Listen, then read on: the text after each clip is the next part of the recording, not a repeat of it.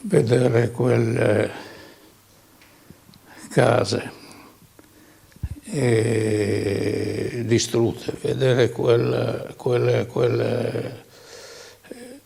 i morti che si tiravano fuori. Ecco, l'impressione è rimasta quella.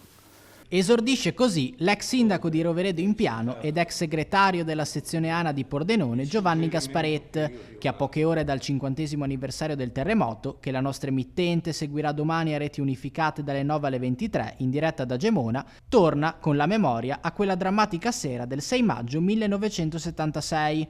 Sono andato a casa, come mi sono seduto a tavola per cenare, è arrivata l'onda. Io mi sono accorto subito perché l'onda è passata sotto, ha sollevato la sedia per 20-30 centimetri, penso.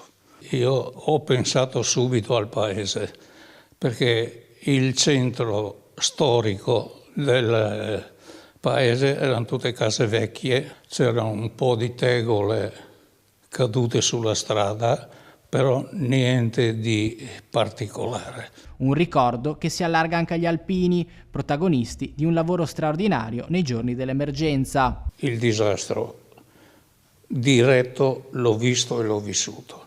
Ecco, io non dico altro, perché purtroppo vedere e ricordarsi di quelle situazioni lì non è una cosa molto semplice. Preferisco avere l'impressione dei nostri alpini che successivamente lavoravano sui tetti, nonostante le scosse, si tenevano fermi, ben aggrappati, eccetera, nel momento in cui dava qualche botta ancora, perché veramente quello è stato un lavoro molto stoico.